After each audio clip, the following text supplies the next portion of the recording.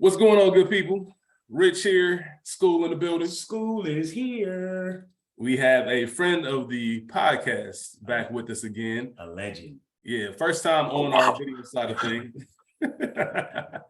First time on our video side of things, but my brother Bryan is back with us. He was on our house party episode, one of my favorite episodes that we've done. And if you missed that episode, me and Bryan have known each other for years, and one of our bonding, moments are movies. We've talked about films, every single type of film you can think of. So while the Culture Garden, of course, we started this to make sure we gave flowers to the people in the culture who have contributed in film and filmmaking. School, myself, Rachel included. What's up, Rachel? We know movies in and out. Doesn't matter what type, what genre, other than horror for me. But we can talk about any film any time of the day, and we really appreciate great films, classic films, legendary films. So we had to come to you today with Bryan for No Country for Old Men. Bryan, we definitely appreciate having you today. No, man, it's good to hear. Thanks for dressing up too, Kyron. I appreciate the white t-shirt. That's great. Yeah, man. So we this is a film that we've discussed numerous times. So many times. School and myself have done it as well, and it was only right to have you on here to talk about it with us. And before we get into like the stats and release date, do you remember the first time you saw this? So I do. I didn't see it in the theater. Mm-hmm. Saw it at home, rented it. It was like maybe a video on demand situation because it was, it was in that time period where like you maybe could still rent movies, but you still could get stuff like on your cable box. What a time. So we got it. We watched it. Girlfriend at the time, now wife, didn't love it. I just kind of sat there for 10 minutes after and was like, oh shit, like that was incredible. Try to watch it at least once a year now. Ever since, at the very least once a year. I got Kelly to watch it with me last night. I think she finally came around and understood that this is an incredible movie. So before we get to you, School, and your experience, I just have to comment on two things. One I notice is that not a lot of women love this movie the same way men do. I don't know what that is. And we asked Rachel, like, Rachel, how do you feel about No Country for Old Men? Do you like it? We were talking about us doing the podcast. She said, no, thank you. You guys got it. You guys got that one. So that's one thing that's very interesting. I was speaking to someone recently, and I was telling her about us doing the episode. And she said, I've never seen it. I don't even know if I've heard of it. And that's just insane to people like us when you sit down and watch this film, because it almost like it gets better each time. And to go back to an original point you just said, this is definitely on the list of movie theater regrets. I wish I saw this film in the theaters. I wish I could have seen it. One of my favorite things about film going is other people's reactions. Are people laughing at the same thing I'm laughing at? Are they like having the oh shit moments the same way? Are they like you? I've been in movie theaters where after the credits start rolling, you just kind of sit there. You're stuck. You don't know what to do. You don't know what you just witnessed. So, man, this movie's so good. We're gonna get into it. School, your experience with the movie. Around 09, I want to say, is when I first saw it. After, it's funny, he was talking about the women situation. My Aunt Jennifer, is the one who got on me about not seeing this movie. Told her I hadn't seen it. She's like, what? Go see that right now. Go to wherever you can to see, find it, watch it immediately. I did, and I fell in love. Phenomenal. Coen brothers, man. Coen brothers, absolutely. I'm with School there. I didn't see it until 2009. I saw it at home. Just kind of stumbled into it. I was living with some of my fraternity brothers at the time, and they were watching it, and I was like, what's this? And it's one of those movies that instantly grabbed you in, like you just were. My eyes were glued to the screen, to the characters, to what was going on. It's such an eerie calmness to the movie for how much destruction goes on. For such mayhem, yep. Yeah, I mean, they purposely didn't use a lot of like score, like a lot of instrumentation when it came. They just let you sit in whatever emotions were happening on the screen. And that's one of the things I appreciated. So let's get into the film itself. Let's run down some stats on it. It was adapted from a novel by the same name. that was released in 2005. The author is Cormac McCarthy. One interesting thing about this film is they pretty much, and you don't see this a lot when you find films adapted from books, they pretty much use every line of dialogue in the film. They didn't really fluff anything up. They didn't add anything. They took most of the stuff word for word and put it in this film, which makes me want to go read the novel for sure. It was released November 21st, 2007. It will be turning 15 years old this year. Had an estimated budget of $25 million and made $171 million worldwide. It was a box office success. Directed by the Coen brothers, Ethan and Joel, which we just discussed. Is this their best film? I knew that was going to be asked. Mm-hmm. In my eyes, no. Okay. But I think my favorite Coen brothers movies that go above this isn't going to be the normal ones. I think for most people's thoughts, Fargo is going to be their number one. Mm-hmm. Yeah. Raising Arizona is probably 1 or 2 with me. Okay. If you guys have not seen Raising Arizona is one of the funniest movies of all time. Okay, I'm gonna check it out. I have not seen Raising Arizona. Oh man, I knew you were gonna go in that route, but I just thought you were gonna pick Big Lebowski. Lebowski, I would put 2. Yeah, and I still have your Big Lebowski, by the way, Brian. I literally still have your copy of Big Lebowski. Brian, let me borrow that movie around 2010-ish. Yeah, I'd say we're coming upon 15 years. I think it's yours now. I think you've had it longer than I ever did. Yeah, that's absolutely a fact. That's a fact. Yeah, so Lebowski, and then this, it's tough, man. It's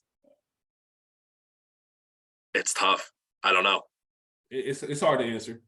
It's hard to answer. That's why I wanted to ask the question. School, do you have it above Fargo? Do you have it below Fargo? I have it above it. Okay. This is it for me.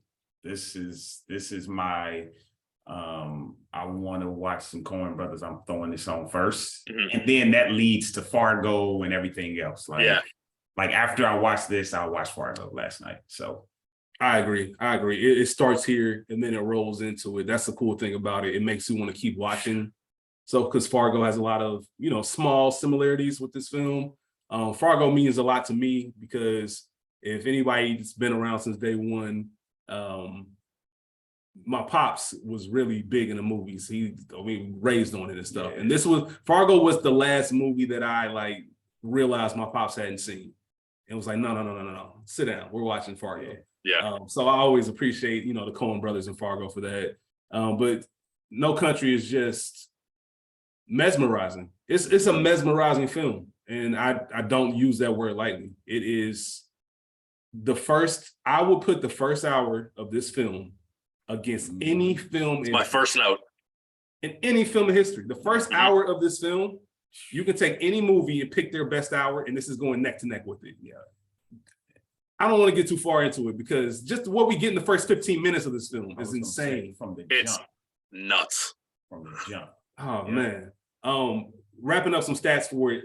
It won Best Picture, Best Supporting Actor, Best Director, Best Written Adapted Screenplay. It won pretty much every Best Picture award from every organization that gave out awards for film that year. Javier won every award too. Javier Bardem, who played. Yep, he was the first. I think he was the first person to sweep. Yep. Yeah. All of the awards for his category. Yep. Yep. And that's we'll talk about Javier because that's going to be a very long conversation, I'm sure. I guess I can roll right into the cast. It's an interesting cast because this film is so successful and it's so intriguing, and your 3 main characters don't spend any time together on the screen at all 3. Tommy Lee Jones, who's first billing, he has the least amount of screen time. We don't even see him until about 28 minutes into the film. He opens it with the narration. Voice, but we don't see him until 28 minutes into the film. But you don't need to because you get right to the point of who these characters are upon your first introduction. And that's what I like about this film. We've obviously reached the age where if you want to tell more complex stories, you're doing it on television. You're getting a Netflix series or you're getting small miniseries on HBO and you're telling a full length of the story. Where movies, I know it's a screenplay, but I like the fact that they get you right into the point of things, and the rest of the movie, they're figuring out how to get from point A to point B. We don't need the wide grasp of who Anton Chigurh is, what his origin story is. We know right away this guy's a psychopath.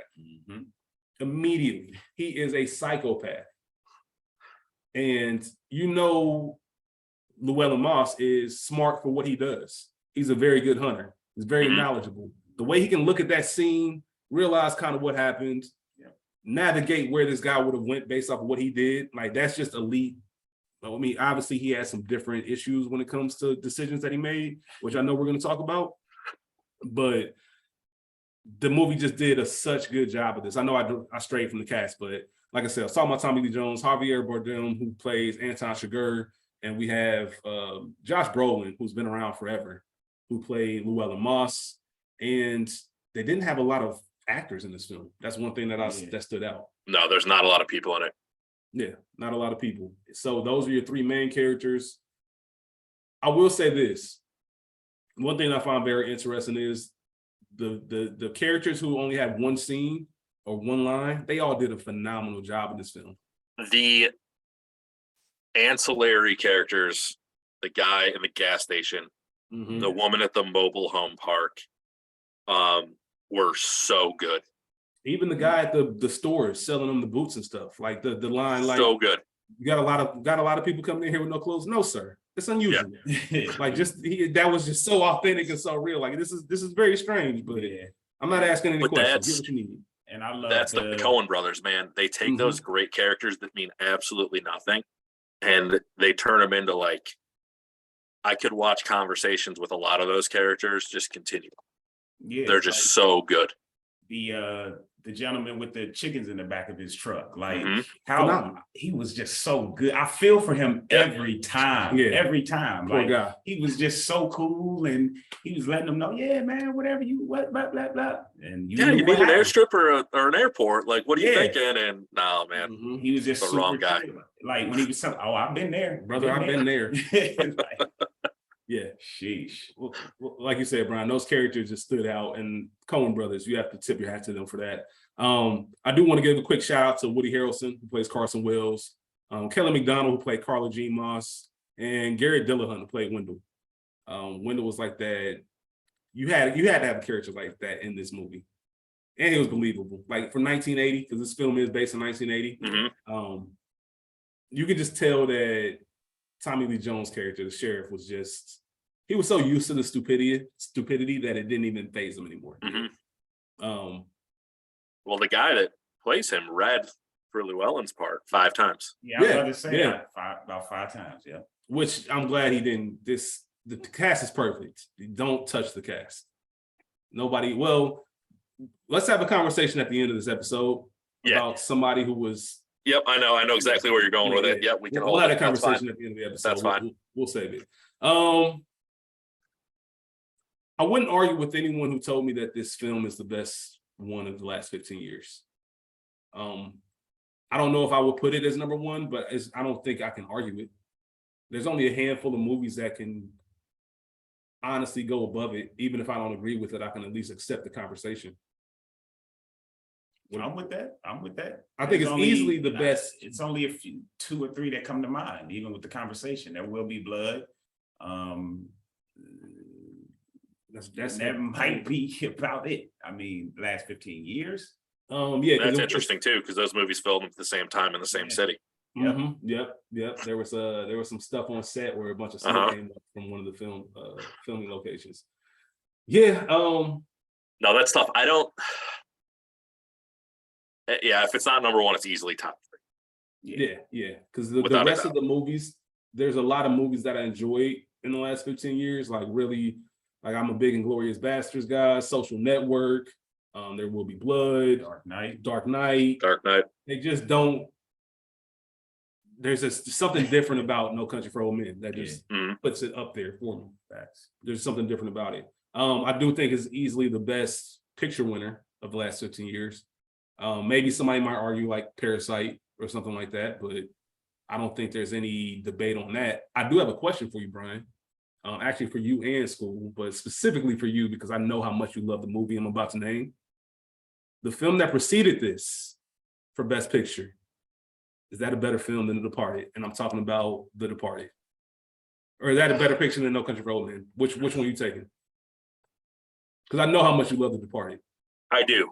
The Departed's in my top 5 of all time.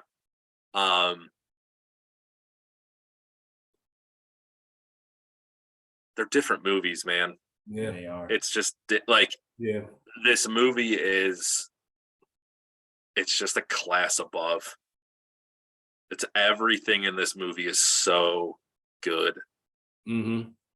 Just watching it and just thinking, God, it would fucking suck to live in West Texas in the 80s.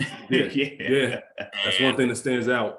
To just sit there and be like, all right, if I found this money, what would I do? And oh shit, if this dude's chasing me, what would I do? Like, it takes a great movie to put you in that scenario. Like, this movie gives me anxiety to watch. Yeah. Mm-hmm. Like, I sit and watch it and I'm like, I'll stay up for 2 extra hours tonight because like this movie has me on edge still. Yeah, It's just it's happening. Yeah, you know what's happening. You feel, like I said, that thing that goes back to them allowing you to sit with the emotions of each character. Yep. Mhm. Like, there's no distraction, whether it's the score of the film, whether it's any kind of unnecessary dialogue. Very minimal dialogue in this film. That's one thing Josh Brolin pointed out. That kind of scared him as an actor because they rely so much on the script and the pages and the dialogue that they had to find other ways to make these characters interesting. I was watching something with Javier Bardem where he was referencing the book and he just said, this guy, like, he comes, he causes mayhem and he leaves. There's nothing else really about him. So it was up to him as an actor to kind of develop some kind of backstory and moral compass for Anton Chigurh, so he can have a better time understanding and navigating about how that character moves around. Like, he mentioned we'll talk about that scene. I'll relay back to this conversation when we talked about best scenes, because there's a specific scene where he talked about, Anton Chigurh's morals and what he believes as a person. And I guess with that being said, well, School, what do you think? And listen, I'm a big believer in comparison is the thief of joy. I like when you let things sit where they sit and appreciate them for what they are. They are 2 different films because they're great in their own rights, and depending on what you want to watch, both of them can be at the top of the list.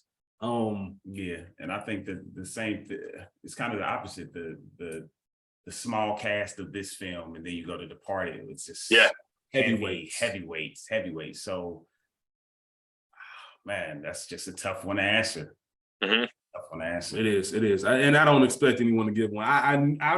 I wrote this question in my notes knowing that Bryan wasn't going to answer. Yeah. Like, that's what sparked all this. I just knew it. I mean, another thing to get to the cast, back to the cast real fast, is Brolin's year in 07 with this in American Gangster. Mm-hmm.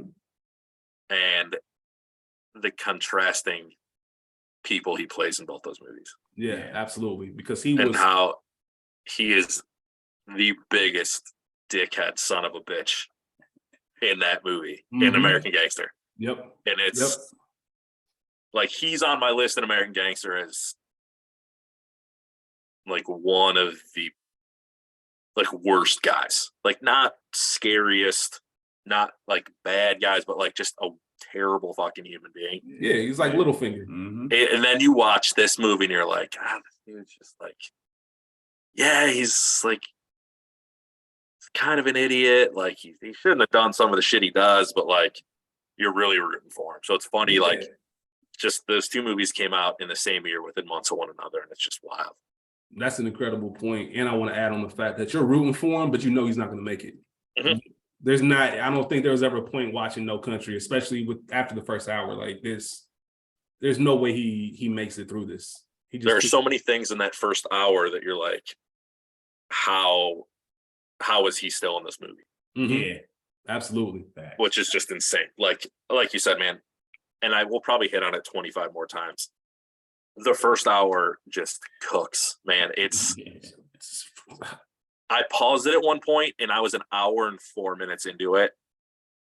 I know and exactly I looked at Kelly and I was like, shit, there's still an hour left in this movie. And she's like, I don't even know what else could happen.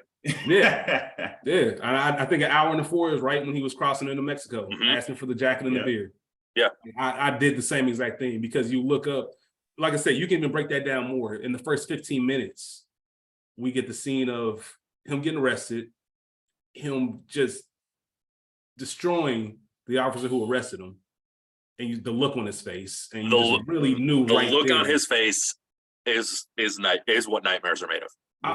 I'll be honest with you. When I first watched this film and I saw that look on his face when he was choking out the deputy, I didn't think he spoke.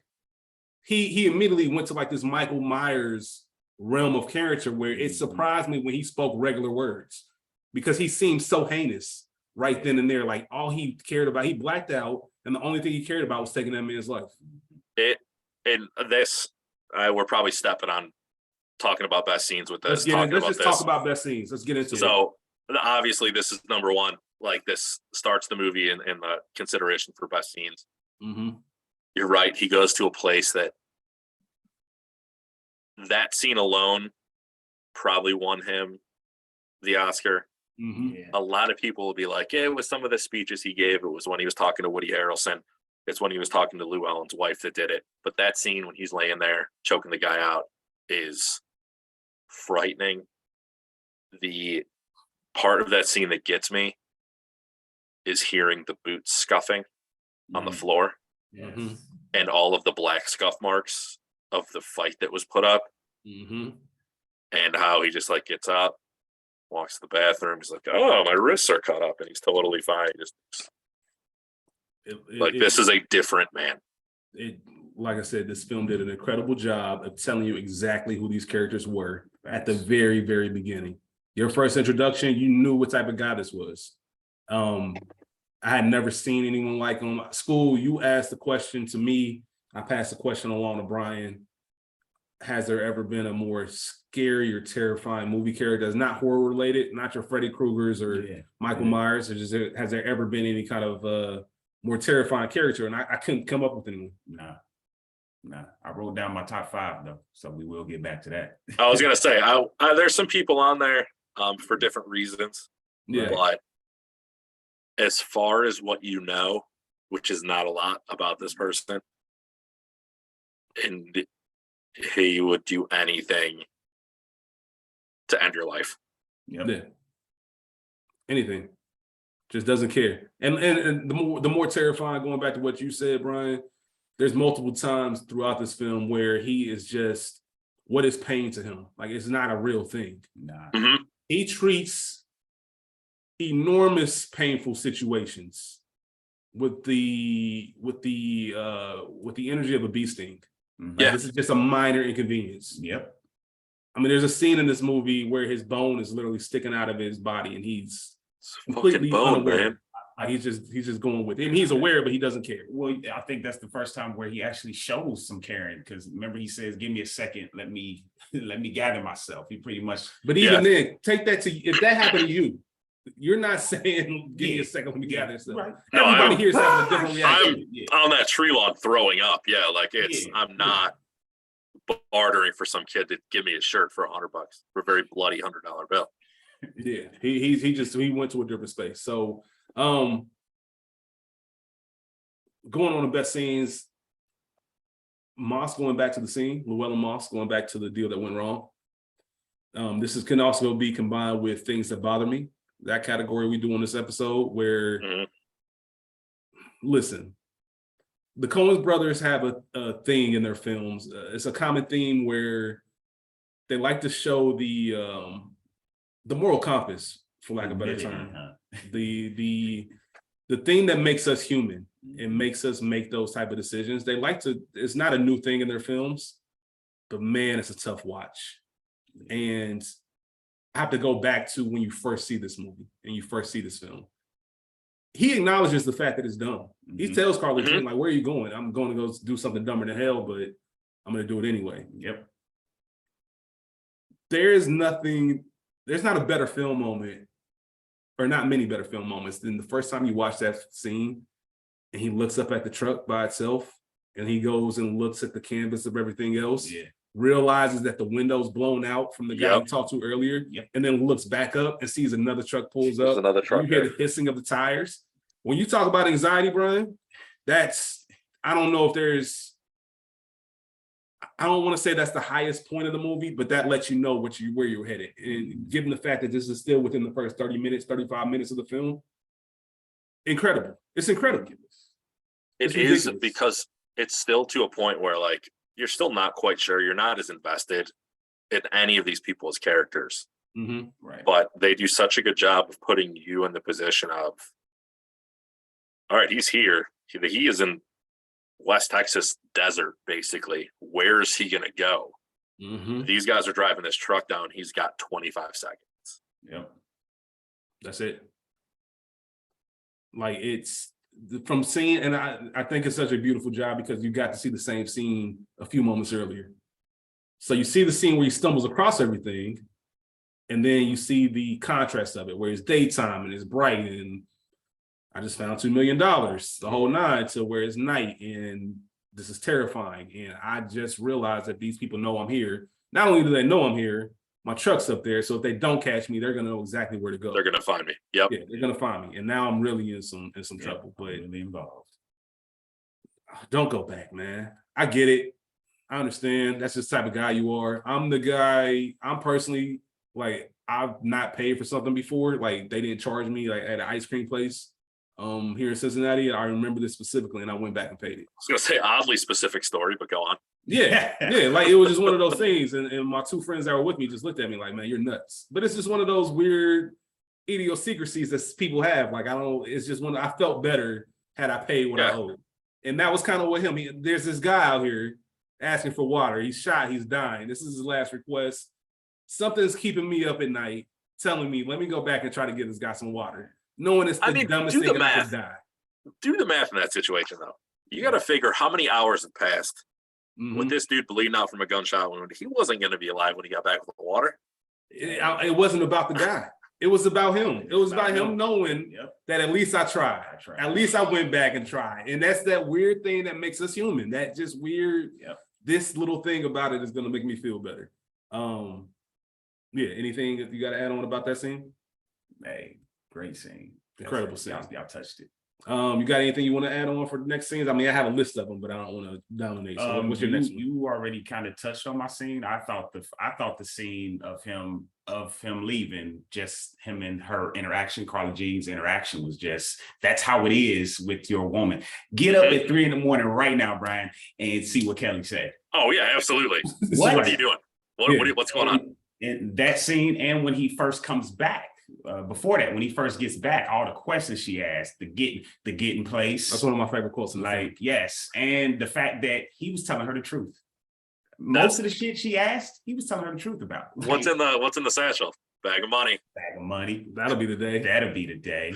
Like great. But that's what I got on there. Okay, they got you. I guess we'll get right into it unless you want to save it. The gas station scene. No, let's do it. Can I do an honorable mention real quick? Well, no, there's more okay. scenes. So I'm just going down the list. Okay, because there's, I mean, we can really talk about the I first don't hour. think this is we ain't gonna be talking about this much. I just want to talk. I put it as an honorable mention. Just that dog kill. Just that when he killed that dog, just how in that 10 seconds you felt for him, like, and man, just the you mean the intensity and the pressure of him chasing. I am about to get eaten alive. I'm shot. I'm swimming. I gotta swim. Now I gotta, my gun's wet. I know it's not gonna shoot right. So now I gotta clean it out real quick. Like just all that, like sheesh. The visual of that dog floating down the river. Yeah. That makes me laugh every single time. Because it's just a hilarious scene to me. And then I kind of snap back into it and be like, well, shit, when this thing gets on land, it's gonna like this isn't funny anymore. Like this is a problem. But that's a great scene. I'll give credit to Josh Brolin for the anxiousness that he had, the urgency about I need to get this gun ready to fire, or that's it. And it was literally split seconds. And this is, listen, I have a dog. I love dogs, so I don't want to make this sound like a thing. I don't want Peter to get on us and the animal lovers. But just the comedy they use with the dog dialogue, like how when there's a scene where the two guys take Sugar and that's a dead dog. Yes, it is. Yeah. And even when Wendell comes to the scine, oh damn, they even shot the dog. Like just the reference to everybody looking, even the dog got it. That's how bad this is. Like I said, I love dogs, but it was just the fact that they used that dialogue and everybody referenced it. It was just kind of comedy. Yeah, let's talk about the gas station scene. I don't know if it's the best scene in the film. It's top 2, in my opinion. It's definitely. I don't think. Go ahead. No, you go ahead. I don't think there was a higher, even through all the things we discussed about, I don't think there was a higher moment of what's about to happen. Yeah. Like what's about to happen to this guy. And it was just, this is one of the things that makes Sugar so terrifying. It's normal, regular conversation. Mm-hmm. This is the scene where I was mentioning Javier Bardem went to a place where, what is this guy about? What does he stand for? And he has morals and codes that only he is going to live by, and he's not going to change it for anyone. He said in a scene like this, when he reads it on paper, the fact that this guy married into this home that he lives in now, mm-hmm. Javier Bardem is describing this to Anton Chigurh, that is not acceptable. It's not what you do. It's not acceptable. You earn everything you get. You know, you work for it. And that's when the whole conversation, you saw it on film, him kind of choke on the peanut he was eating, like, you married into it. Could you imagine just trying to start a friendly conversation with a stranger, and what business is it of yours to wonder where I'm from or ask started off so friendly. I heard y'all getting rain up there. Yeah, like, up where? Up that way. Up. What way would that be? What way would that be? Like off rip, if you could feel it. Like, and I love the fact that he knows it, because he lets him go on and he just calmly says, "You have no idea what you're talking about, do you? Nope. Like I've got you fucked up right now, and I know I do. Yeah. And I'm really deciding right now if I should kill you or not. That's really what I'm talking to somebody, and the thing that's going on in their head is, should I murder this person or not? Should I sit here and dude, it's that scene start to finish it's the epitome of edge of your seat. Like, mm-hmm.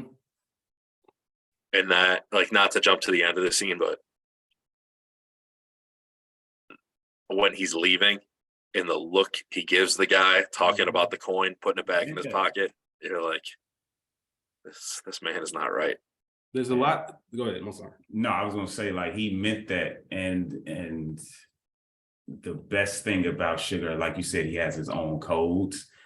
But the crazy thing about it is it makes sense. Like, in his world and anywhere, that makes sense. Like, he has great sense. When you said earlier, like, you didn't think he spoke, like, I agree. And then all of a sudden, not only does he speak, but he has great sense. Yeah, he's very smart. He's genius level for what he does. And when he said closing time, I gotta close now. He said, now's not a time. Yeah, what time do you close? Around now, now's not a time. Now's not a time. Like, what time do you go to bed?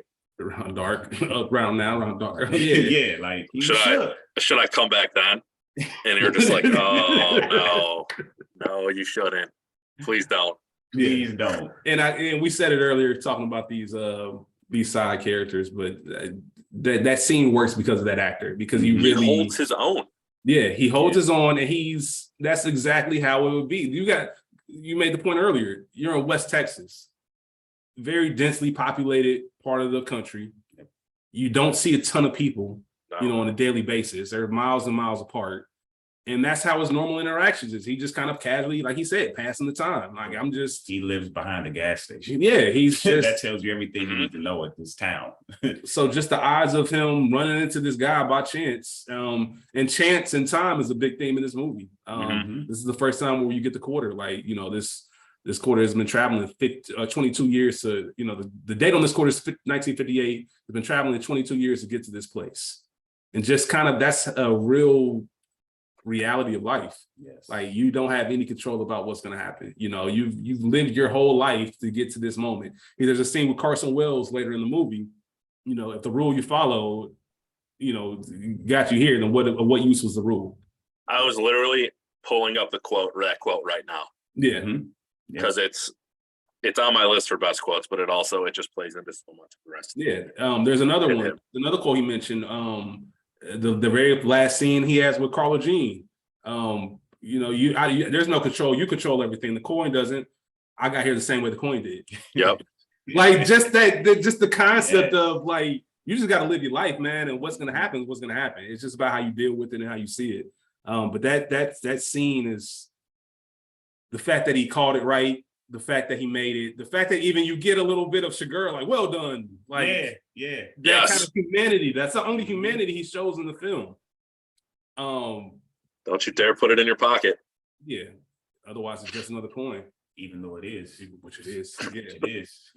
Love it. Love it. Everything about that film from start to finish, or that scene from start to finish.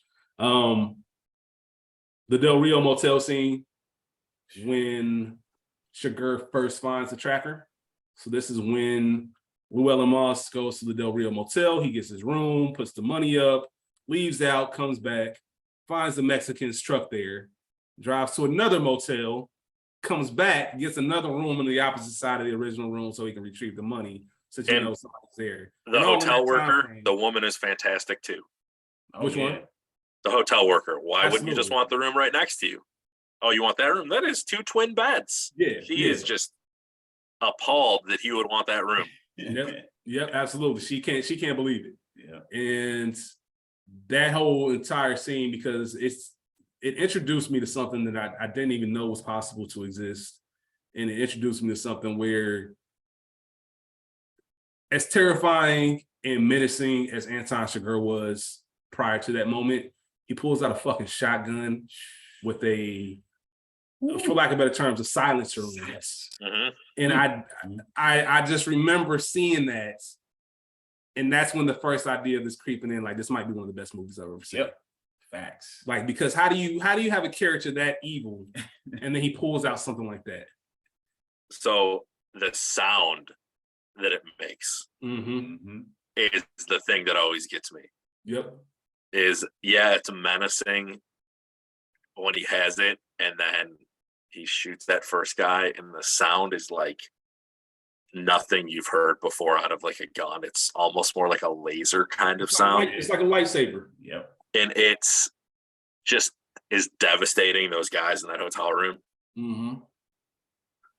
Yeah. That scene is, I'm speechless thinking about it because of just the guy in the shower. Yeah. Who just begging. I don't know anything. Got nothing. Didn't care. I think the fact that, once again, School, you made the point earlier, how sensible Anton Chigurh is, how smart he is.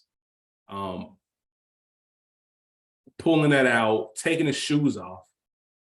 So it's just socks. I mean, scans it, like he shot in like the closet area too, because where was somebody be hiding if they were in his room? Yep. Boom, let me go. Next place is the bathroom. They're gonna announce themselves at some point. There they go. Like, it's menacing, it's terrifying. Somebody that evil with a weapon like that is just, that's like Thanos getting all his rings. Like, it's incredible. I love that when the first thing he does when he does walk in, he shoots old boy in his hand, and you see his hand all fucked up because they had to. There's no way you put a gun like that in a movie and they don't show you the damage it can do. Like, oh yeah, sheesh. Mm-hmm. Yeah, I don't have this on my best scene, but the perfect example is when the guy that hired Carson Wells, when he shot him in the neck. Yes. After confronting him about from Office Space. Yeah. Yep. Fuchs from Barry. Yeah, he's from Barry. He's been in a lot of stuff, man. He's worked in the Coen film before too. I can't remember which one, but just that scene of that blood and him breathe, like the noise he's making, suffocating on his own blood, and having a conversation with somebody else while that's going on. And Chigurh is just sitting down looking at it, just no emotion, no like no nothing, no happiness, no joy. Just, this guy's got to die. Yep.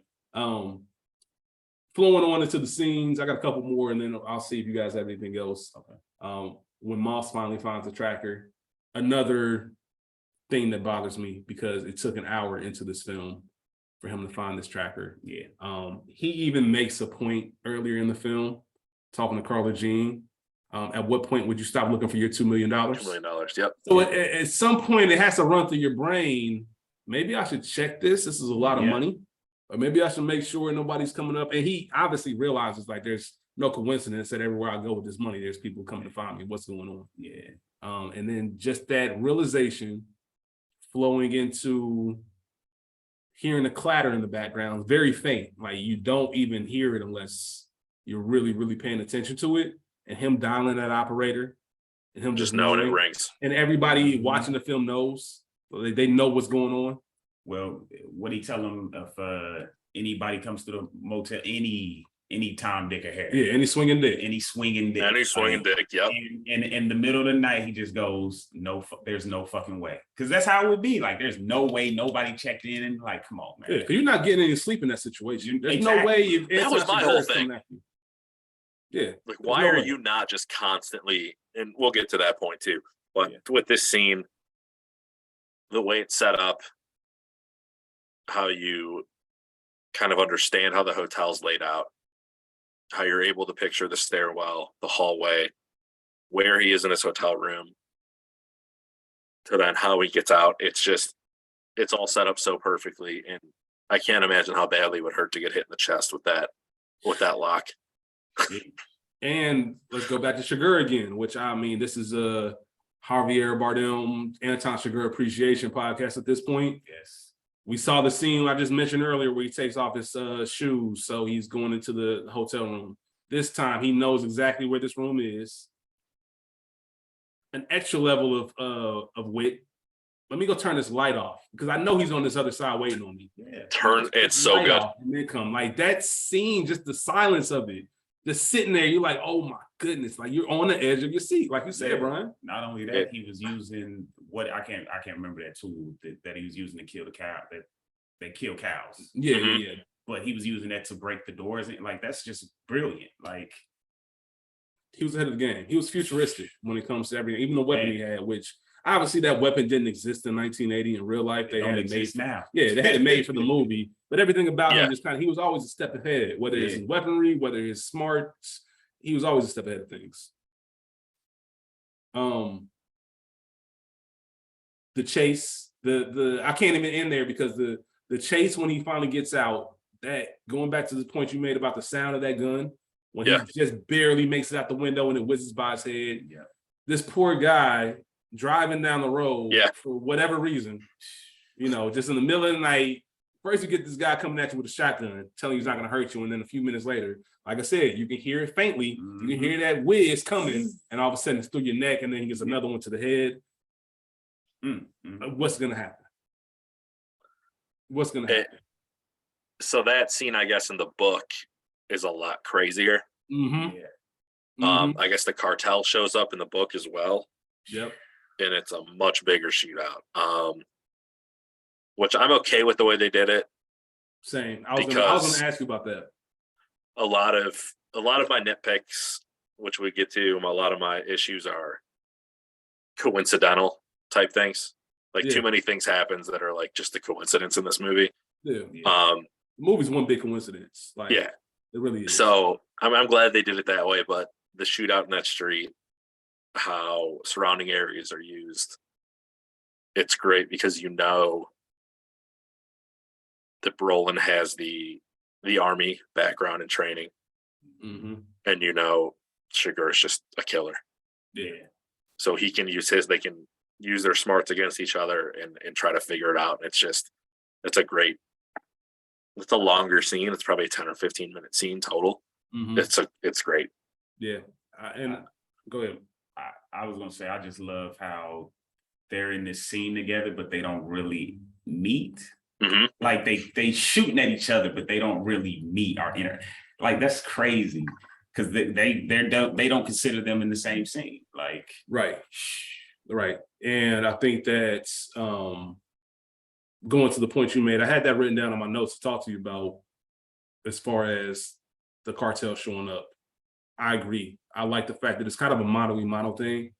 These are the two that are kind of respectively the best at what they're doing. You have the hunter. The guy who's normally hunting is now the hunted, and just the means of survival. It would have been too much of a distraction.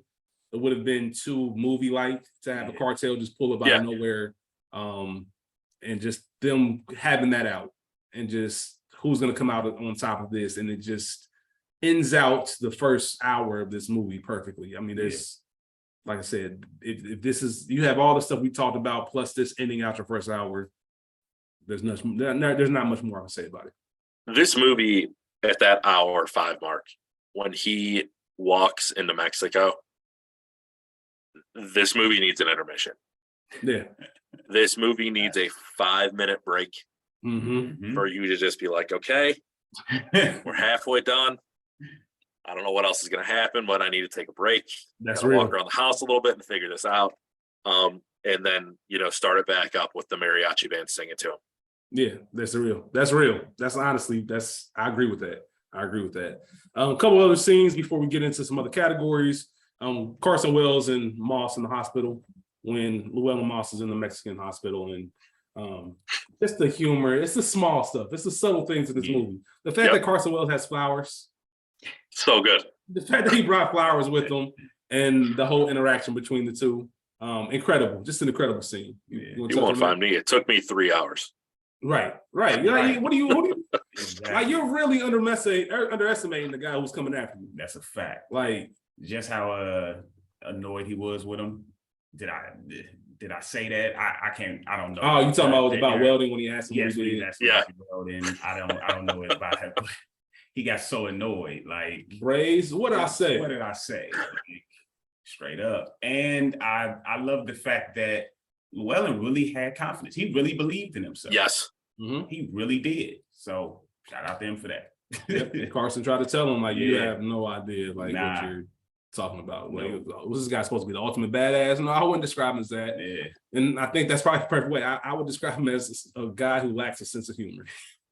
That's I have that as under best quotes. I guess I'd say he doesn't have a sense of humor. Is so good. And just Woody Harrelson's delivery of it's fantastic. Yeah, absolutely. And you get very little Woody Harrelson in this film, but he delivered in every single scene he was. Like, even this, you might have this down for best quotes too. Like, you strike me as a guy who doesn't like to waste a chair. You know it. You know it's on there. Yeah, like just so many moments where he just steals a scene with the line. And you know it's Woody Harrelson, and you know he's gonna bring it every time. But that scene in the hospital is just, it's kind of our first time, I guess, or if we're the avatar of Llewellyn Moss, realizing like, hey, this is kind of a serious situation you're in, and this is who's after you. Get out while you can. I'm here to help you. I hope we discuss this, but if we don't, Ed Bell, just Tommy Lee Jones, and just his quotes, his one-liners, this whole movie. It goes back to what you were just talking about when he says, when he's talking about Llewellyn, and he says he's seen the things I've seen. It seems to make an impression on me. Like, when he asks about like if he knows he's in danger. Yes, if he knows he's in danger, he's like, he's seen the same things we've seen, and it's made an impression on me. Like, he know. Yeah. If he don't, he know now. Like, sheesh. Yeah. And the last thing I have written down for best scenes is going to be the Carson and Sugar at the hotel. Obviously, there's other scenes in this film that I love, but that's probably the last. That's one of the ones that I just. The shot of Carson Wells seeing the money, in the bushes, coming up to his hotel room, and then just the way that Sugar like enters into the screen. You don't see it coming. Tucks in behind him. Yep.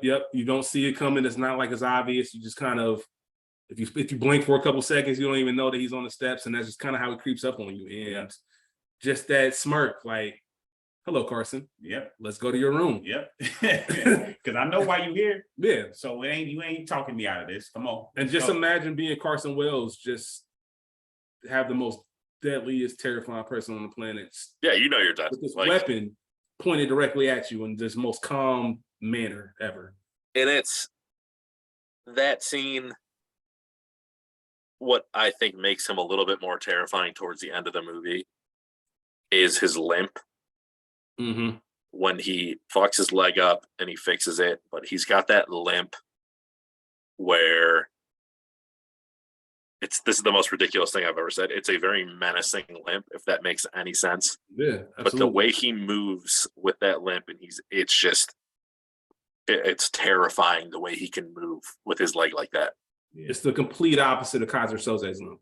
The complete opposite. Yeah.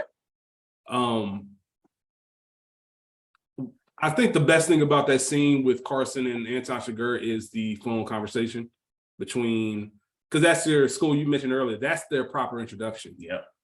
That's their, and I love the fact that it was an introduction, but it wasn't. Who is this? You know who this is. First, let me just say this might be my favorite line of the movie, and it just goes to show how sick of a mind I have. I know Carson Wells there, not in the sense that you mean. Hey.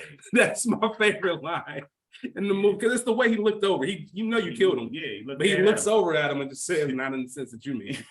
You need to. You need to come see me. Hey. Who is this? You know who this is. You know who this is. Like just the whole information. Like, you know where I'm going. I don't know where you're going. I know where you are. Where am I? You're in the hospital over across the river. Yeah, that's not where I'm going. Mm-hmm. So, do you know where I'm going? Yep. Like just that whole conversation of. He just got finished telling Carson, I know where the money's gonna be. It's gonna be brought to me and placed at my feet. And him just laying down the law to Llewellyn Moss. Like, if you bring me the money, I'll save her. That's the best I can do. I'm not gonna tell you I'm gonna save you because I can't. You're done. Yeah, you're done. It's over for you. But I'll at least leave her out of this. Once again, those morals we see later in the film. I don't know how much time had passed, but he went to go see Carla Jean because he's told him, I'm going to do something to I made a promise to your husband. Yeah, made a promise to him. How casually he kills Carson. Mm-hmm. He's just sitting there and the phone starts ringing. And the gun's just literally resting there. Yeah, I've got everything I need out of you. Not a second thought. And I know who this is calling. Yeah. Like, so I really have no need for you anymore. Yeah. And just that silence, the way it broke up everything, the phone call and everything. And I know why you are here. I know who hired you. I know everything. It's okay. Go to sleep. It's over. It's over for you. This is one of those films where, like I said, we could literally talk about every single scene and break it down. That's all I had written down. Did you guys have anything else you wanted to kind of deep dive into as far as scenes? I don't have anything as far as deep dive, no. But just every scene with Tommy Lee, I say it again, like he definitely is second. I know he didn't get much screen time, but every time he was on screen, bro, he had a one-liner or something that was just magnificent. Well, let's take a pause real quick and have a quick conversation about Tommy Lee Jones, because I know it's been heavily dominated by Javier Bardem and Josh Brolin, but the title of this film is something that he portrays in the literal sense. No Country for Old Men. You know that he's retiring. You know that he's quitting. He mentions that it's just he doesn't know if he can adapt with these times, and that's just a common theme. No matter what generation you're in, the older you get, the more removed you are from the way the social norm was when you were younger. It just gets harder to really find the motivation to even continue doing what you want to do. Like, because the world is so different from the things that I believe in, and it's so different from the morals and principles we grew up on. And all in a while, he's trying to figure that out. He's in the midst of this insane. It's insane for 2022. So 1980. Yeah, this is just bananas. The mayhem and the chaos that's being caused. And like we said, this West Texas small town is not used to this. It's nuts. And it's caused by a ghost in his eyes. Like, I don't know who this man is. I can't give you anything about him. That's scary to me. Like, nah, no thanks. Yeah, like going to the quote you said, it's made an impression on me. Yes. So this is just something that he handles it with the curiosity and confusion and kind of the sadness that I think a lot of people get when they're towards the end of, it's not necessarily a sadness for the end of life, but when I got into this, I really wanted things to be a lot better when I left than when they started. I want to change the world. And now I had no idea. I wouldn't even know how to train the person after me because now it's worse. He mentioned in the open monologue how, you know, some of the sheriffs before him didn't even wear guns. Like, it was just that kind of time. And just he's seeing in real time. We talk about our generation all the time, where we've kind of seen everything in a technology sense. Yeah. Like, we're old enough to have known record players and Nintendos and Ataris, and also young enough to know how to function with streaming and, you know, digital streaming platforms and the whole nine. We've seen it all. And that's kind of like what he's seeing in the crime world. And it just, this is going somewhere that's I don't want to be a part of, and I'm really, what's the point? What's the point? Like I said, if the rule that if the rule you follow brought you here, what use was the rule? Right. Like, what's the big grand scheme of this? Why are we doing this? What's the end result? And I think that Tommy Lee Jones personified that in one character. School, like you said, you can really put down all his one-liners for best quotes. Yeah. And they're quotes that you have to see. You have to really. It's the way he delivers those lines. Mm-hmm. You know what I mean? He's not trying to be funny. This is exactly what he means. Like, he just reached that old man point of life where you just say it. It is what it is. I don't really care. Yeah, and his last, talking about the dream at the end of the movie, and that is definitely, that gets better the more you watch it. I think a lot of the Tommy Lee Jones stuff gets better every single time you watch it. Because I remember there were times watching this 10, 12 years ago where there'd be parts I'd skip. If I was just like trying to watch this movie, there'd be like 5 or 6 things I'd want to watch. And I may fast forward through a Tommy Lee Jones scene. But now it's like, these are some of the best scenes. He's so good in it. The dream, his dream speech at the end is just incredible. Yeah, it's a perfect contrast to the mayhem and the chaos of what's going on between Moss and Sugar. Yeah, and that whole, I know we talked about scenes, but the scene where they find the milk is just, oh boy, Wendell is just, we just missed him. We just missed him, yeah. Yeah, just like, we should call it in. Like, and Tommy Lee Jones obviously is in no rush he doesn't want to interact with Antoine at all. No. Anton at all. He doesn't want to. You go ahead. Y'all go check it out. Let me know how it turns out for you. Yeah, DEA is asking if you want to come down. I was already there. Right. Any new bodies? Yeah. No, I'm cool. Yeah, I love that scene you just mentioned where he tells Wendell, like, all right, what are we going to radio in? Looking for a guy that recently drunk milk? Yeah, like come on, man. Like, there's no, it is what it is. Like, there's no, I didn't even think about it in that sense, but yeah, he has no desire to find this guy that's causing all this issue. Like, that's kind of the point of the film. There's no country for old men. That's not his job. Nope. Yeah. And he didn't become an old man by making decisions like that. Right. Honestly, it kind of but I love the last speech where you mentioned, Bryan, where he's mentioning, like, I'm older than him by like 20 years, my dad. And in the dreams, he's the younger man. So you don't get to where Tommy Lee is as a sheriff without making kind of decisions of, all right, this is kind of is what it is, and we're just gonna let it be.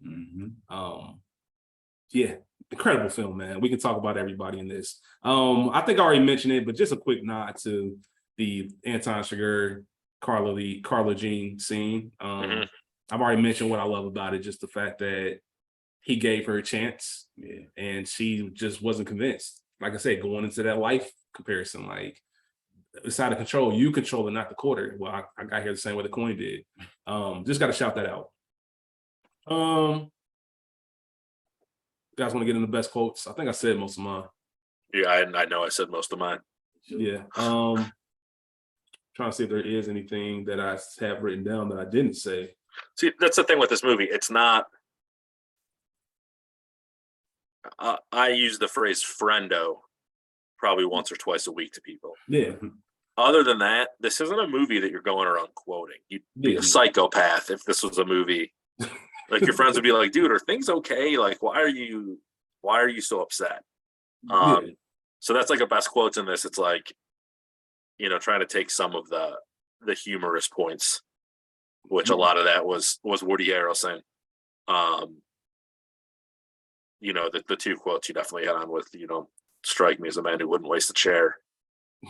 Or I guess I'd say he doesn't have a sense of humor. Yeah. Yep. Absolutely. I already said mine, the sick. It's Carson Wells there, not in the sense that you mean. It's just that sick, dark sense of humor, which is right up my alley. And we normally do a thing. We've started recently doing a thing where we identify the most iconic quote of a movie, because most of them have it. Like, this is if you say this quote, I know exactly what movie it's from. It's universal. It's known. This movie doesn't have it. It just doesn't have that moment, because it's just, you're living in it each second. You're living in it each second. So, and I think to that point, though, if there was one, it's a line that's not even said in the movie. Yeah. Because it's a mixture of him calling the guy at the gas station friendo and telling him to pick a side, to pick heads or tails. because people merge those two together, and it's like, well, no, that's not. He doesn't even say it like that. So I think, yeah, to your point, that's the most No Country for Old Men scene, I would say, for sure. That's the one that separates gas station heads or tails. That separates everything from, I guess, any other outside. So yeah, going to your point, I guess it's not a quote, but they do have a scene. yeah. Very much the one that you go to for this movie, and every emotion that you feel throughout the movie, you feel right in that scene. Yes. Intensified. Even that rapper, like when the rapper's uncrumbling, like that's how you feel as a viewer. Like it's super tense. Like, Yeah. Sheesh. Like, I don't know what's about to happen. Yeah. All right, scene stealer. I think there's only one Tommy answer. Lee Jones. Yeah, so there aren't a lot of secondary characters, so it's got to go to Woody Harrelson. It's Carson Wells. You can give it to Carla Jean. I wouldn't mind it. She did great for what she did. Kelly McDonald's. Her mama did her thing. Her mom was annoying, but she did portray that very well. I wouldn't be upset if somebody picked Wendell. Her mom was not in the same movie. Right. As everybody else. Her mom's got Llewellyn killed, which I think is very I don't know the words I'm looking for, but it's irony, I guess. I don't know, like that the whole time Carla Jean kept telling him, like, my mom's gonna cuss you out. My mom's gonna, like, her mom was always gonna do something to him. And ultimately she got him killed. Yeah. So in the book, back to the book, she's only 19. Oh yeah, I've seen that. And he's 36, and they've been married for 3 years. 3 years, yep. Wow. So like that gets a little bit more to the bottom of like why the mom hates him so much, which makes a ton more sense than in the movie. Yes. Good point. But man, I always, anytime I see this, remember more out of Woody Harrelson's character. I always build that up, I think, too much more. Because when you sent me the thing Scene Stealer, I immediately thought Woody Harrelson. And I just thought he did more. And he's great, don't get me wrong. But I'm always let down that I always remember him being in the movie longer than he is. He might have 10 minutes of screen time. I agree 110. Like, I feel the same way. When I watched it last night, I said the same. Like, damn, I thought Woody was in this just a bit more. Damn.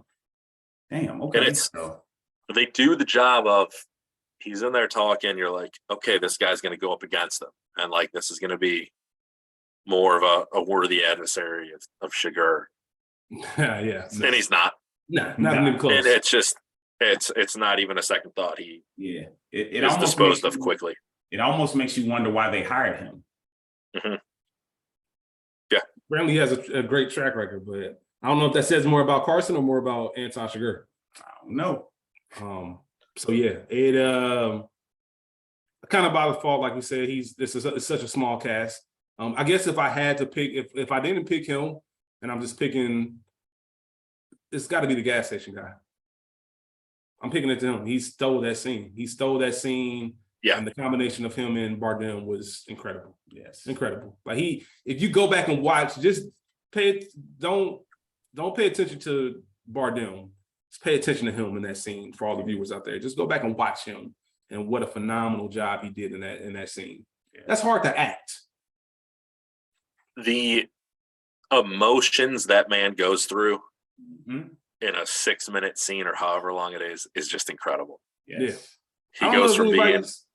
I'm sure we've all been in a situation where, all right, I'm about to get out of here. I'm about to wrap it up, and just kind of that like shuffling around, not really knowing what to do, like not even knowing how to talk your way out of it, but your subtle way of saying, hey, you got to go because I'm wrapping it up and I see the danger. And that guy just knows he's not leaving. Like I'm not leaving. I'm not going anywhere. Like you got to deal with this.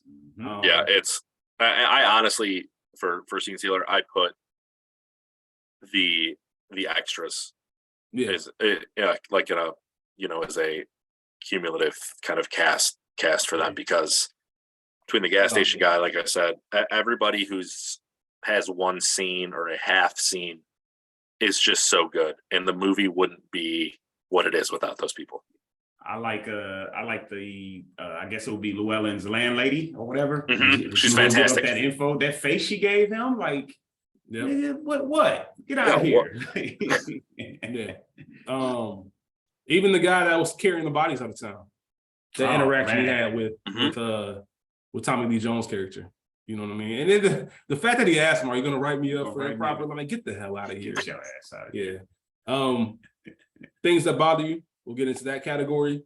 I think I've already touched on mine. Why will Moss go back?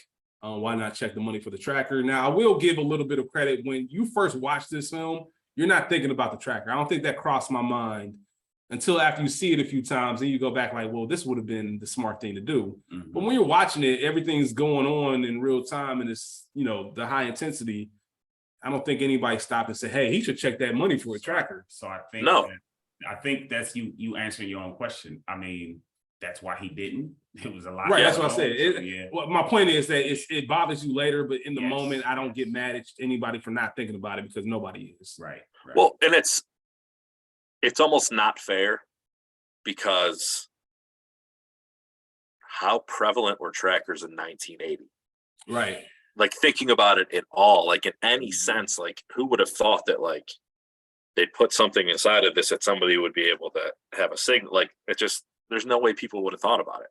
Right. So for, us 25, 30 years later, looking at it and being like, first thing I do is check it to make sure there's a tracker. Like, I know you would say that now, but back then, like, there's no way. There's not a chance in hell anybody would. I just found $2 million. I'm like, that's all you're thinking about. I just found $2 million. Was it really $2 million? Yeah. Did it bother you guys how many ones were when he was shuffling through? How many ones were there compared to hundreds? So that was for the tracker. That was for the tracker, but it also bothered me. Yeah. He did more than one stack where he did that and there were ones. Oh shit. Yeah, because remember he didn't know exactly where the tracker was when he picked it up. Yeah. So he shuffled through a few. Which makes me, I think there was 2 million. I just don't think you do a deal like that and even cause the uproar that it would take. Just pay the money and call it a day. Yeah. Of course, like watching it last night, seeing more of the ones got me thinking that like, okay, did they pad the top with hundreds, went deep and did ones in the rest? Yeah. And then just knew they had Sugar on call if they needed him to take people out. Yeah. That's so, a good point. As far as things that bother me, you're driving down this country road, right? And a cop pulls you over. You look in your rearview mirror and you see this fucking haircutted guy carrying this canister of air. Mm-hmm. You're getting the fuck out of there. Yep. Yeah. You're not getting out of your car. Nope. To meet him, no way. So that's obviously one. Is that part of that 1980s naivete, that Texas charm of, I think it's small town Texas? Like maybe this guy just had a rough morning, he forgot his uniform. Yep. That's the only thing I could think of because it, like you said, Bryan, it doesn't make any sense any other way. Now, to what you're saying, Bryan, I would say this. I'm with you up until even all that when he was like putting it up to his head, like that's where I'm like, hold on, what? Hold up, like that's where I'm like, all right, you just not about to get me, no. Yeah, so that's huge. I find it very coincidental that the phone bill just happened to come the day Sugar broke into that house. Yep. A lot of coincidental stuff in this film. Yeah, that's a fact. I have did trackers even really work this well in 1980? Mm-hmm. On top of the fact that you have to know what direction this guy went. So the odds of you even picking correctly. Now that's mine. That's the one thing that bothered me. It was like Sugar. It was too many chances of him to make the wrong decision for him to make the right one. Like, we're talking about Texas. Yes, how big that, man. Like he could have gone anywhere. He could have been out the state. Yeah. Now it goes back to Anton Chigurh's just the way he analyzes situations. We see that in the chicken crate scene. Where's the nearest airport? Where would you be? what's the closest city? Like he's trying to Yeah. figure out where would I go if I was from here. So he gets Mhm. his information, but that's spot on. Like the fact that that tracker even worked and you located it is just 1 in a million, if not Yeah. higher, if not higher. Sorry, I have a lot of these. Go ahead, man. We're here for you. So you stick $2 million in a briefcase up in an air vent. You're able to push it back deep into the air vent with the shower curtain or whatever. Go to your other room, you make your hooks out of your tent poles and stuff. How easy is it going to be to like get that around the corner and pull it out? $2 million in $100 bills weighs 44 pounds. I looked it up. So you're pulling 44 pounds around a corner and then back. I never thought about it in that sense, but that whole setup bothered me, and I never really understood why or how to really put it in words. But it just seemed, and I knew that's the only way you could have done it, but it still bothered me that it worked. Yeah. I think they spoke to it with the marks that it left. Yeah. Okay, so it was heavy, obviously, and the shooting that was going on, so they didn't hear it because that would have made a lot of noise. He heard them, but they didn't hear him. Yeah.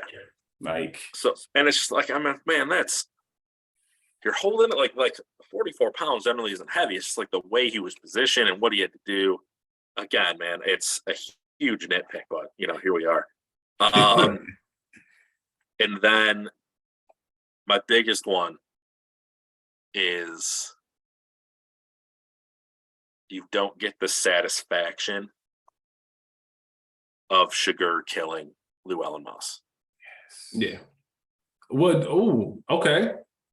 Is that so? This whole movie, he's either Llewellyn Moss is going to get away, or Sugar is going to kill him. Mm-hmm. So you don't even get, like I said, I don't want to say satisfaction. It makes me sound like some sick fuck, but like you don't get that moment, that scene. You don't get the moment of the showdown between the two of them. Like we've talked about, these two are the two main characters going against each other, and they're never directly in a scene together. Yeah. So you don't even get that. Which I don't know if it's something that bothers me or just something I really noticed last night because I watched it again with Kelly, who brought it up, and she was like, well, that's kind of disappointing because this whole time you thought this. It's like, I never really thought about it like that. Yeah. But I think that's a big one. Yeah. I think that's something that I think the ending and what you just mentioned is something that if you were going to get people to talk about what they disliked the most about it, it was those moments. When you have a film leading up to that and it just doesn't, because I remember watching, you didn't even see Llewellyn Moss die on screen. No. You know what I mean? Like I remember hearing the gunshots, seeing the truck just haul ass out of that hotel parking lot. And then you see, go ahead. We're watching it last night. We were talking earlier about watching movies with people and getting reactions and watching them as you're watching, one of your favorite movies. Yeah. At this part, I'm watching Kelly.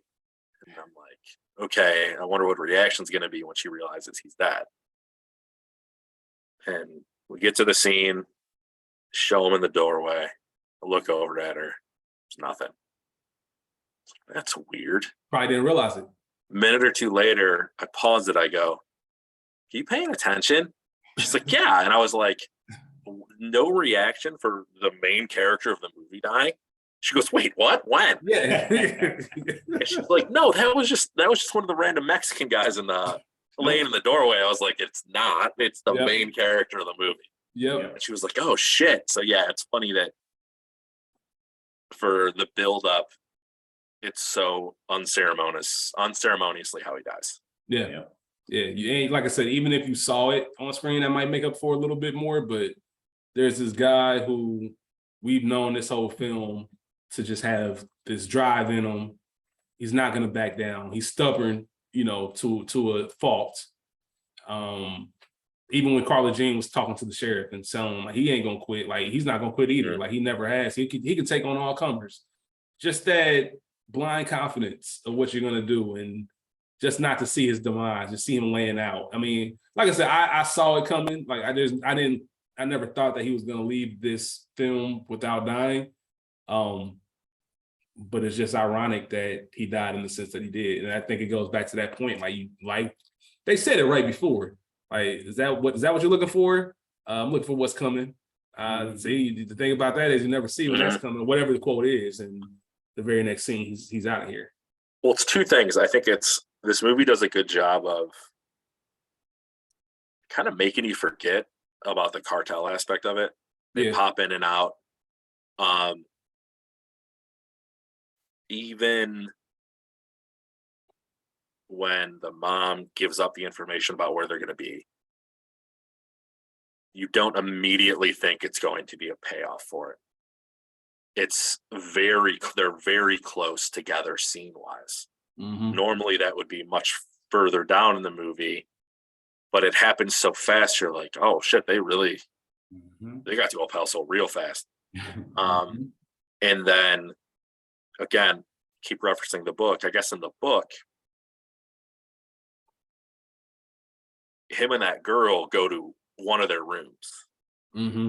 And like they're drinking. That's why he doesn't have his gun. That's why he's able to be taken by surprise by the cartel. Yeah. Because he actually like stops for a minute. And that's what ultimately kills him. Yeah, because in the film, I think that he found her, like, she was a hitchhiker. And he picked her up and they got some kind of relationship. And that was a big part of the book. Like before he died, he built this relationship with this hitchhiker that he picked up. So yeah, that goes right into that point. And like you said, you're on your P's and Q's, you're on your toes all movie. And then the 1 second you let your guard down. Because he didn't know, he figured his plan was, I'm gonna get you out of there, I'm gonna get the money out of here, and then we're gonna figure this out. Like I'm hunting him now. And he never even had the chance. And I just love the scene when, because there was no real clarity on what happened to it. You know, there was a possibility for a minute that the cartel got the money and they hauled ass out of there. But just the shot of that bin open once the sheriff came back, and that dime laying on the scene, because we've seen him use it earlier, was just beautiful. Let me ask this. So they showed Sugar. Do you think he was in the next room?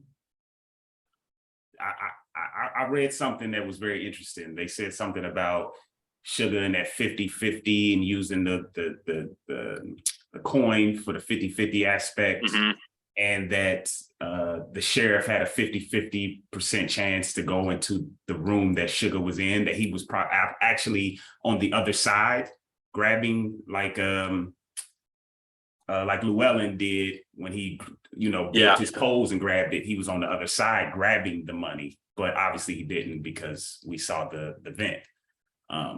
But I saw a conspiracy theory of that. Like watching it last night, I thought he was in. And I've seen it 1,000 times, and I'm like, I think Sugar's in there. I've always thought he was, and last night I didn't. Yeah, that's how I was. Yeah, like I've always, every single time I've watched this film, I thought he was in that room. Yeah. The past couple of times watching it in preparation for this, I didn't think he was in there. Okay. I just didn't. I never thought of it until I kind of saw the same thing you saw, and I'm like, he's just not in that room, right? Even though it does play it like he is in there. Yeah, they do a great job making you think he is. Now, the one thing I would say to dispute that is they did a very, very specific. They took a very specific shot of showing that hole. Oh yeah, and then you see the smoke still on it, like it just got let off. I'm using that thing to break into the rooms, and so I'm up in the air. It's not like a Tony Soprano situation where for years I was just holding on to the fact that our dear friend Tony was still with us. He wasn't. He wasn't. You guys have told me that. I know Bryan was one of the first ones to say there's no way he's alive, but I don't know. I don't know if he was in that room or not. Anything? Do you have anything for things that bother you? Nah, I think you hit on everything for the most part, but no, not really. This movie to me is 10 out of 10. Yeah. Any actors from The Wire? No, unfortunately, no actors from The Wire on the show. I mean, this film. Get into a little bit of trivia. I know we talked about a lot of it. There was an article in January 2018 of the Business Insider where the group of psychiatrists studied 400 movie characters and identified 126 psychopathic characters. Out of all of them, Anton Chigurh is the most clinically accurate portrayal of a psychopath. In that article, what did that say? Like 98% was just the haircut alone. It's funny because Javier Bardem did say, like, once they showed him the wig that he was going to wear, he said, I'm not going to get laid for a month. So on top of that, they found a picture of a guy at like a brothel in Texas, and that's what they based his hair off of. Wow. Go figure, because it's terrible. It's absolutely terrible. So that makes a lot of sense. Just him sweeping every award. I mean, his portrayal was just incredible, and the space that he went to for this film was top notch, second to none. Josh Brolin broke his shoulder in a motorcycle accident 2 days before getting the part in this film. And he said that while he was going up in the air, like, he said, oh shit, I really wanted to work with the Coen brothers. Coincidentally, it did work out just because that Llewellyn Moss's character is shot in the shoulder early on in the film. So any kind of limited shoulder usage made sense because of that. So yep. I can't imagine the film without him. Nah. I'm glad that it wasn't anything worse, and I'm glad that he was able to play Llewellyn Moss in this film. We already talked about Javier Bardem being the first actor to sweep pretty much all the supporting role. It was the Academy Awards, Screen Actor Guild Awards, the BAFTA Awards, Golden Globe Awards, and Critic Choice Awards for this role in the film. He was also the first Spanish actor to receive a Best Supporting, or maybe even a major acting award at the Oscars. One interesting point, we talked about Fargo earlier. The same case that was used for the $2 million in this film was the same case used for the $1 million of Fargo. Yep. And we already talked about Tommy Lee Jones. He got top billing, but had the least amount of film time. Yeah, he was the Tommy first Lee Spanish Jones actor. also the dream speech, last speech, one shot. I didn't know that. Took him one take to do it. That's incredible. Yeah. Tommy Lee Jones, man. Gotta give him his flowers, man. The Coen brothers usually have a process of picking out actors. So they have people in mind when they're writing these roles. This is one of the films where they didn't, and I'm glad they didn't, because we might not have gotten the same actors that we ended up being in this film. So they didn't have anybody in mind. They just kind of let the casting director do their thing. And I guess the big one we can have a conversation about before we wrap up this episode. Heath Ledger had been in talks to play Llewellyn Moss. Had to withdraw to take some time off. And then, of course, he started working on The Dark Knight, where he played a similar psychotic character to Anton Chigurh. Heath Ledger in this film instead of Josh Brolin.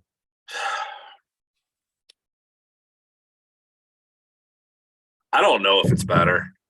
Nah. Interesting. It's interesting. It's interesting. I wouldn't mind seeing it. But I always have a hard time with these who would do it better, who would, this person was cast, what do you think of it? Brolin just has that look. He just looks like a dude from West Texas who did 2 tours in Nam, who lives in a trailer, seems like a good dude. He's kind of a dick. And he's in he just checks all the boxes. Yeah. I mean, this is Heath Ledger. He's almost too pretty to be in that role. No, he's not rugged enough. Yep. Yeah. He doesn't have that rugged trait to make it seem as realistic. Like everything you just said about Brolin is perfect. He's just this guy that stumbled into $2 million. Once in a lifetime chance, once in 3 lifetime chances that even happens. And he's just way in over his head and doesn't even know it. No, I think the perfect thing would be, you can't picture Heath Ledger hunting. No. But you can obviously picture Josh Brolin hunting. So I think that alone right there is like, okay, there's no way this would have been as good with him. Yeah, I'm glad it worked out how it did. Josh Brolin is Llewellyn Moss. He just is. And he was incredible. Javier Bardem was incredible. Tommy Lee Jones was incredible. They nailed 3 for 3 All of them showed. I don't know what it was about the set. I don't know what it was about I mean, it's just everybody was locked in. It was almost like 96 Bulls. We lost the year before.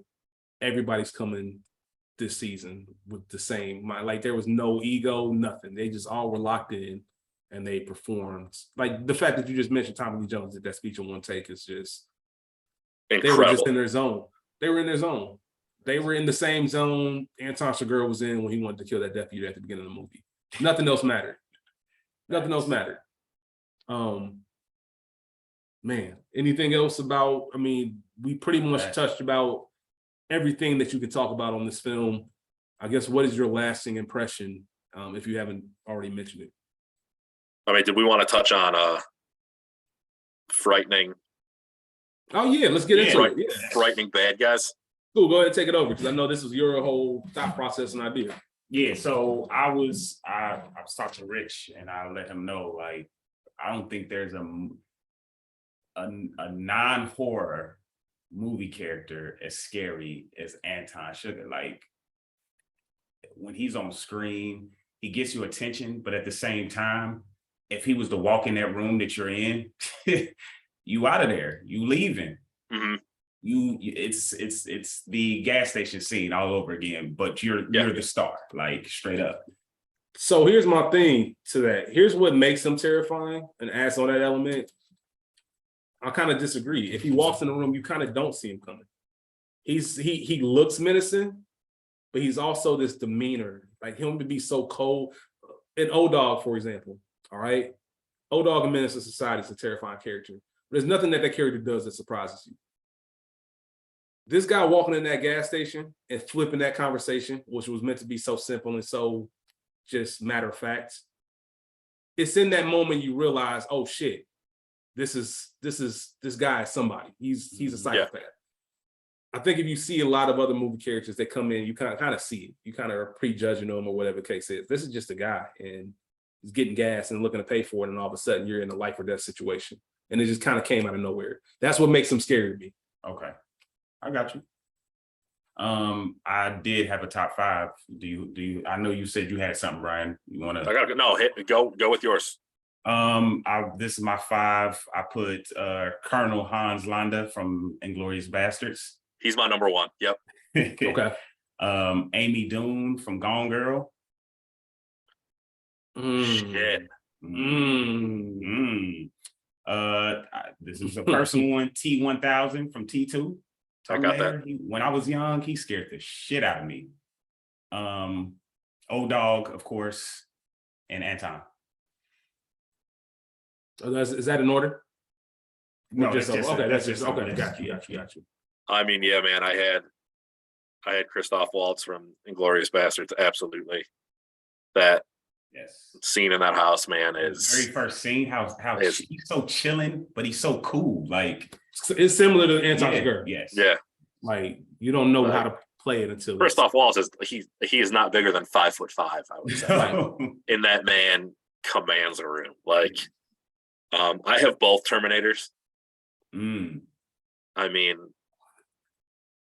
Schwarzenegger dressed as Terminator walks into a room. That's bad. Like, and as a dark horse, I have DiCaprio's character from Django. I like that. I like that. I seen somebody put Stevie though on some of the lists that I've seen. Yeah, the Gone Girl one is really good. Mm-hmm. That didn't even cross my mind. That's a really good one. Can we make an agreement to come back and talk about Gone Girl one day? Oh yeah, please. Yeah.